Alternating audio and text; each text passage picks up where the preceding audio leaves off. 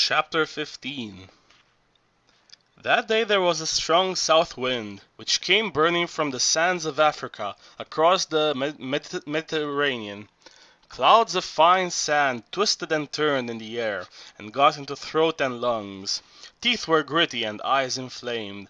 Doors and windows had to be locked tight if one wanted to make sure of eating a single piece of bread that was not sprinkled with sand. It was close. During those oppressive days when the sap was rising, I was myself a prey to the prevailing springtime unrest. A feeling of lassitude, an emotional tension in the breast, a tingling sensation throughout my body, a desire, or was it memory, of a vast and simple happiness. I took the pebbly mountain track. I had a sudden impulse to visit the small Minoan city, which had risen from the ground after 3 or 4,000 years and was warming itself once more under its beloved Cretan sun. I thought that perhaps after 3 or 4 hours' walk fatigue would calm the unrest that spring had brought. Bare gray stones, a luminous nakedness, the harsh and deserted mountain that I love.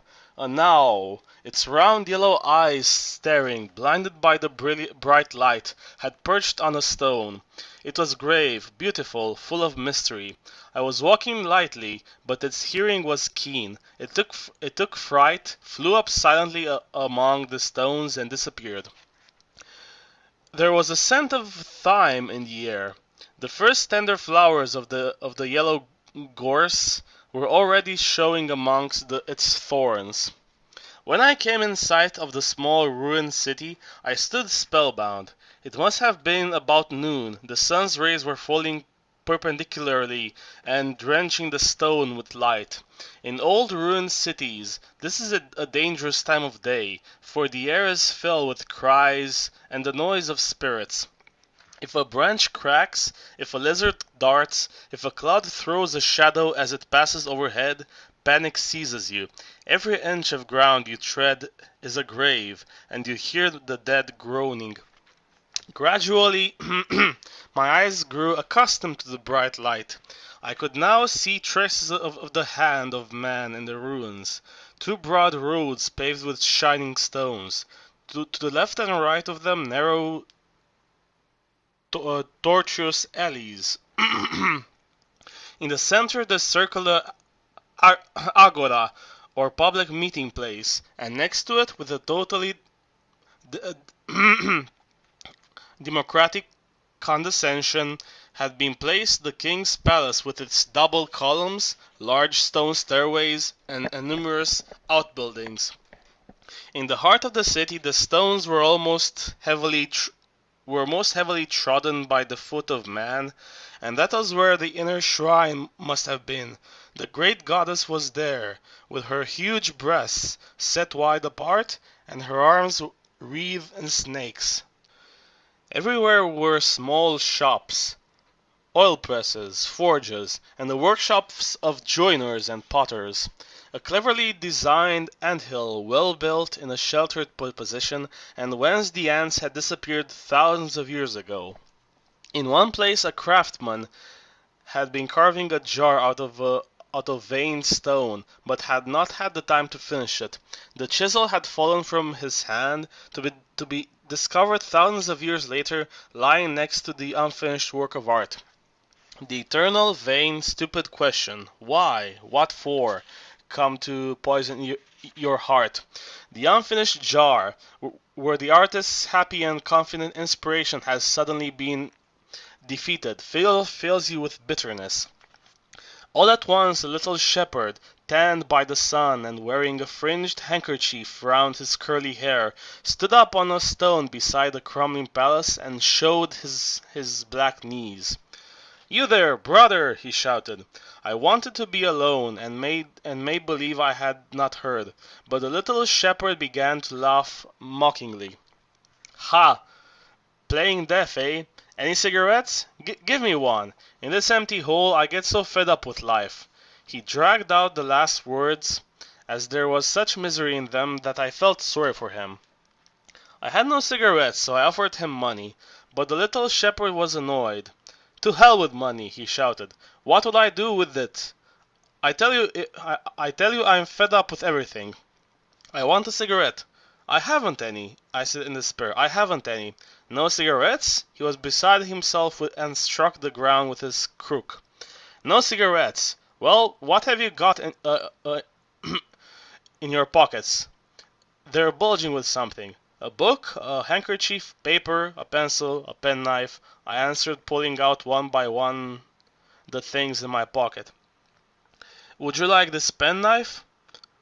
"I've got one. I've got everything I want: bread, cheese, olives, my knife, leather for my boots, and and water in my bottle. Everything, except a cigarette. And it's as though I'd got nothing at all. And what might you be after in the ruins?" I'm studying antiquity." "What good do you get out of that?" "None. None." "Nor do I. This is all dead, and we're alive. You'd do better to go. Quick. God be with you." "I'm going," I said obediently. I went back along the little track with some anxiety in my mind. I turned for a moment and could see the little shepherd, who was so tired of his solitude, still standing on the stone. His curly hair, escaping from under his black handkerchief, was waving in the south wind. The light streamed over him from head to foot. I felt I was looking at a bronze statue of a youth. He had placed his crook across his shoulders and was whistling. I took another track and went down towards the coast. Now and then warm breezes laden with perfume reached me from nearby gardens. The earth had a rich smell. The sea was rippling with laughter. The sky was blue and gleaming like steel.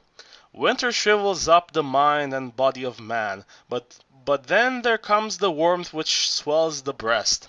As I walked, I suddenly heard loud trumpetings in the air.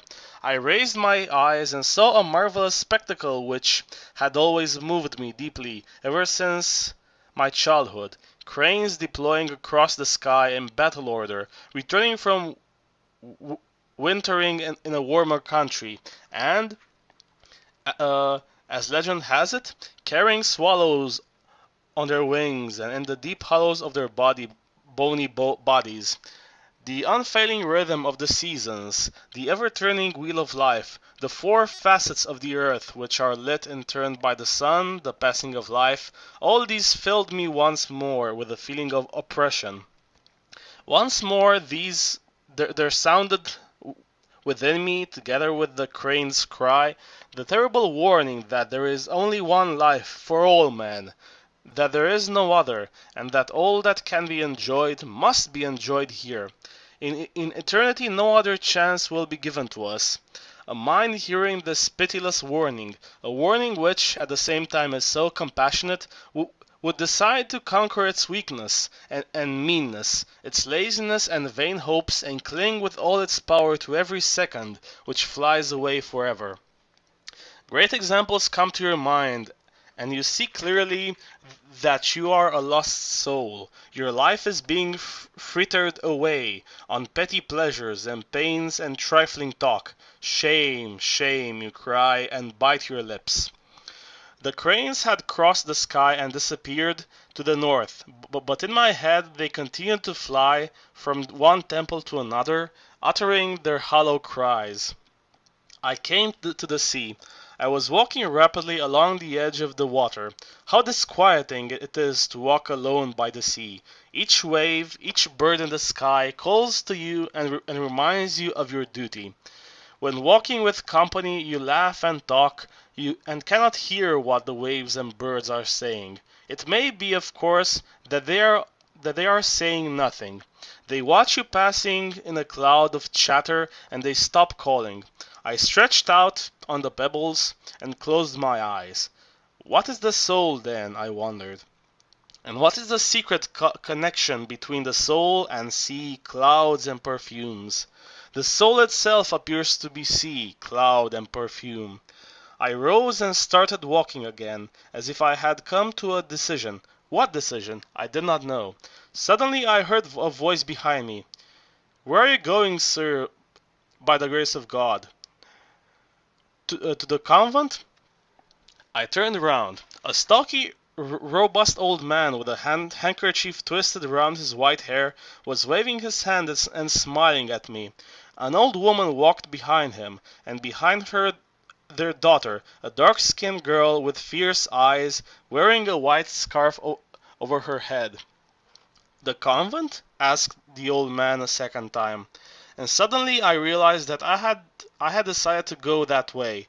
For months I had wanted to go to the little convent building for the nuns near the sea, but I had never managed to make up my mind. My body had abruptly made the decision for me that afternoon. "Yes," I answered, "I'm going to the convent to hear the chants of the Holy Virgin. May her blessings be upon you." He quickened his pace and caught me up. "Are you what they call the coal company?" "That's right." "Well, may the Blessed Virgin send you good prophets. You are doing a lot of good for the village, bringing a means of livelihood to many a poor father with a family to keep. May you be blessed." And a moment or two later the cunning old fellow, who must have known that we were not doing very well, added these words of consolation: "And even if you get no profits out of it, my son, don't worry. You'll not be a loser. Your soul will go direct to paradise." "That's what I'm hoping for, Granddad." I never had any education, but one day at church I heard something Christ said. It stuck in my head, and I never forget it. "Sell," he said, "everything you possess to obtain the great pearl." And what is that great pearl? The salvation of your soul. You are well on the way to getting the great pearl, sir. The great pearl. How many times it had gleamed in the darkness of my mind like a huge star. We began walking, the two men in front, the two women behind, with clasped hands. From time to time we made the remark: would the olive blossoms last on the trees? Would it rain and swell the barley? We must both have been hungry, because we constantly led the conversation round to food. "What is your favorite dish, Granddad?" "All of them, my son. It's great sin to say this is good and this is bad." "Why? Can't we make a choice?" "No, of course we can't." "Why not?" "Because there are people who are hungry." I was silent, ashamed. My heart had never been able to reach that height of nobility and compassion. The little convent bell rang out merrily and playfully, like woman's laugh. The old man made the sign of the cross. May the martyred Virgin come to our help," he murmured. "She has a knife wound in her neck and bleeds. In the time of the Corsairs," and the old man began embroidering on the suffering of the Virgin, as though it were the story of a real woman, a young persecuted refugee who had come in tears with her child from the East, and had been stabbed by the unfaithful.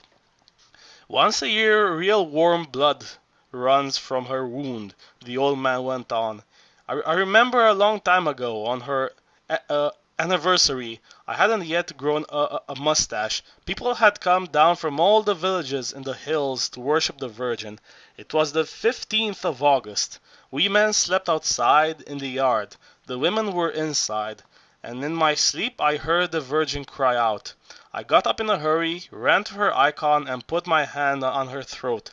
And what do you think I saw? My fingers were red with blood. The old man crossed himself and looked round at the women. "Come on, you women. We're nearly there," he cried.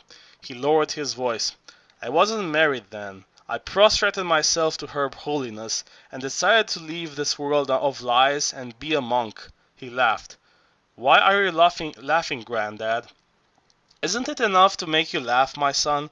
The very same day, during the festival, the devil, dressed up as a woman, stood before me. It was she." Without turning his head, he jerked his thumb backwards and indicated the old woman behind him, who was following us in silence. "She doesn't bear looking at now," he said. The thought of touching her disgusts you, but in those days she was a regular flirt. She quivered with life like a fish. The long-lashed beauty, they used to call her, and she deserved the name, the little minx. But now, God rest my soul, where are her lashes now? Gone to blazes, not a single one left.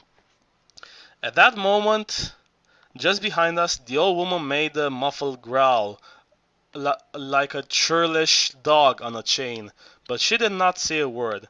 There, that's the convent, said the old man. At the edge of the sea, wedged between two great rocks, was the white, sparkling convent. In the middle, the chapel dome, freshly whitewashed, small and round like a woman's breast. About the chapel were half a dozen cells with blue doors, 3 large cypress trees in the courtyard, and along the walls some sturdy prickly pears in flower. We went faster. Melodious chanting floated down from the open door of the sanctuary. The salt air was perfumed with benjamin. The entrance stood in the middle of the arch, stood wide open and gave on to the clean, scented courtyard strewn with black and white pebbles. Along the walls, to the right and to the left, were rows of pots with rosemary, marjoram, and basil. What serenity, what sweetness! The sun was going down now, and the whitewashed walls were turning pink. The little chapel, warm and rather dark inside, smelled of wax. Men and women were moving in clouds of incense, and 5 or 6 nuns, tightly wrapped in their long black dresses, were singing, "O Almighty God," in their sweet, high-pitched voices. They were constantly kneeling as they sang, and the rustling of their dresses sounded like birds on the wing. I had not heard hymns sung to the Virgin Mary for many years past. During the revolt of my early youth, I had passed by every church with anger and contempt in my heart. As time went on, I grew less violent. Now and again, in fact, I went to religious festivals, Christmas, the vigils, the resurrection, and I was happy to see the child in me come to life again. The mystic fervor of my early years had degenerated into an aesthetic pleasure. Savages believe that when a musical instrument is no longer used for religious rites, it loses its divine power and begins to give out harmonious sounds. Religion, in the same way, had become degraded in me. It had become art. I went into a corner, leaned on the gleaming stole that the hands of the faithful had polished as smoothly as ivory, and listened in enchantment as the Byzantine hymns came from the distant past. Hail, heights inaccessible to the human mind! Hail, depths impenetrable even to the eyes of angels! Hail, immaculate bride, O never-fading rose! The nuns once more dropped on their knees with head bowed, and their dresses rustled like wings. Minutes went by, angels with benjamin-scented wings, bearing closed lilies in their hands and singing the beauties of Mary. The sun went down, leaving us in a downy blue twilight. I do not remember how we came to be in the courtyard, but I was alone there with the old Mother Superior and 2 young nuns, beneath the largest of the cypress trees. A young novice came out to offer me a spoonful of jam, fresh water and coffee, and a peaceful conversation began.